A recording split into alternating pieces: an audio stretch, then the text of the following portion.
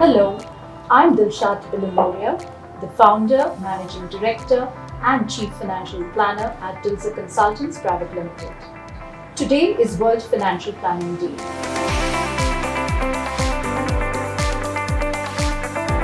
This day is a testimony of the fact to uphold our ethics and standards of being certified financial planners and provide the value addition that is needed for our clients.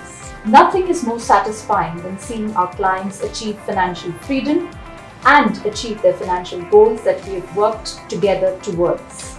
The financial planning community worldwide is celebrating this day. As per our mission statement, we will enable our clients to achieve their financial goals by providing the best in financial guidance, maintaining the strictest possible standards with close and interactive engagement. Our team of certified financial planners are here to share some conversations and concepts that we have delivered with our clients over the last 23 years. Happy World Financial Planning Day. Financial planning is a dynamic process aimed at crafting a customized roadmap for your financial journey. It begins with a meticulous evaluation of your current financial status, delving into your risk appetite and identifying your unique financial goals. This assessment serves as a foundation upon which your financial decisions and investment will be based. Two fundamental aspects of financial planning are cash flow management and net worth analysis. Each cash flow management meticulously tracks how money enters and exits your account, offering insights into your spending, saving, and investment habits over time. On the other hand, net worth analysis provides a snapshot of your current financial positions, helping you spot areas for improvement, track progress towards your goal, and make informed financial choices. Moreover, investor risk profiling ensures that your investment strategies align with your goals, time horizon, liquidity needs, and risk tolerance, ultimately helping you build a well-balanced portfolio. Asset allocation strategies further fine-tune your investments based on your unique circumstances, providing a balanced approach to risk and reward. Beyond this, goal planning, debt management, insurance coverage, and estate planning completes the spectrum of financial planning components, ensuring that not only you safeguard your present but also secure your financial legacy for the future. Hello sir, congratulations on the purchase of your new SUV. Hi, thank you. Have you paid it in cash or taken a loan, sir? No, I've taken a loan because I had other goals to be funded. I know you're a car lover, so how frequently you change your cars? So previously it was 3 years back I had a Cooper which was a hatchback. Now I moved it to an SUV. Great. Certain things that came to my observation. First, the cars are, it's a depreciating asset on which you're paying interest because of your loan, which amplifies the difference between the value of the car and the price you paid. Secondly, every time you trade your car every 3 to 4 years, you're going to lose similar amount of money in a similar fashion. The third point I would like to say is cars are expensive, we all know that. So the more money we put into purchasing this type of assets than we need, we're going to burn through the money, which could have been used to fund your other goals or other debts, and you could have paid off the same. So it's always advisable to weigh the options available before taking calls, sir. Sure, thanks for your insights. I'll look into that. Thank you, sir. We offer a progressive planning practice that differentiates itself by being disciplined and well-researched and profitable. Our processes and practices start at grassroots, ensuring all angles are covered in the decision-making process. It is our belief that by providing a personalized and consistent service experience, we ensure long and fruitful relationships with our clients. Now we'll see the types of returns for investments.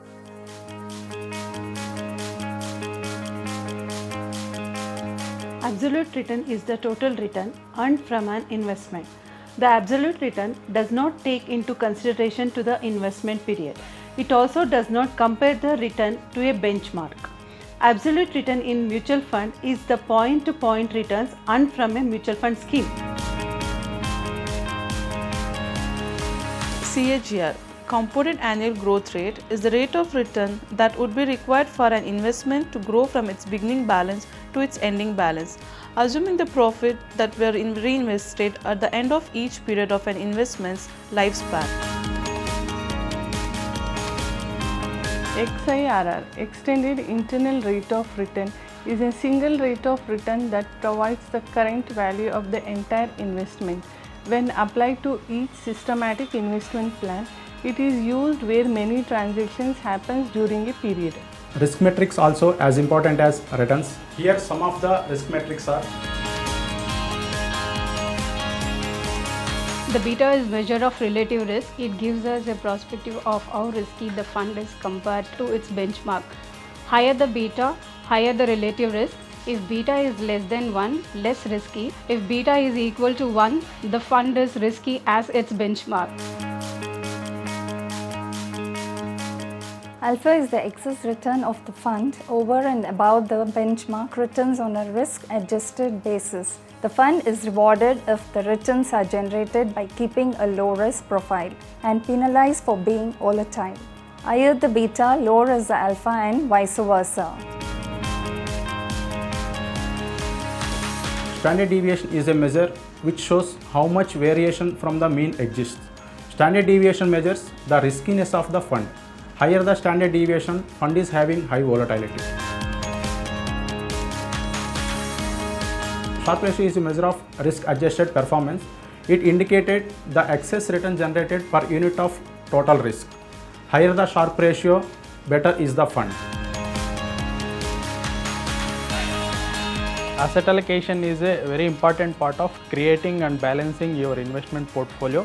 After all, it is one of the main factors that leads to your overall returns. Even more than choosing a individual stocks, establishing an appropriate asset mix of stocks, bonds, cash and real estate in your portfolio is a dynamic process. As such, the asset mix should reflect your goals at any point in time. Factors that can affect asset allocation: time horizon, risk tolerance, risk versus returns. The power of compounding. Albert Einstein once described compound interest as the eighth wonder of the world. Compounding in the finance world refers to the ability of money to grow, given that the gains of year 1 get reinvested for year 2. Gains of year 2 gets reinvested for year 3, so on and so forth. We can understand through an illustration. Consider we invest rupees 50 lakh, which is expected to grow at 20% year on year. We can see two scenarios. First scenario, profits remain invested. We can see the growth in the interest year on year. By end of the fourth year, total interest will be 53,68,000. Second scenario, profits being withdrawing. The interest remains same on each year.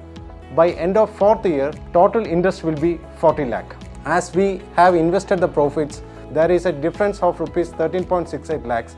This is called the compounding effect. Compounding works best when you give your investments enough time to grow. At Dilzer Consultants, retirement planning includes identifying your income sources, sizing up of your expenses, implementing a savings program, and as well as managing your assets and risk. Future cash flows are estimated to gauge whether the retirement income goal is possible or any additional funds are required to sustain the retirement. We also take into account not only your assets or income, but also your future expenses, liabilities, and life expectancy. We also help the client to choose the right investment product to generate sufficient cash flows during their retirement.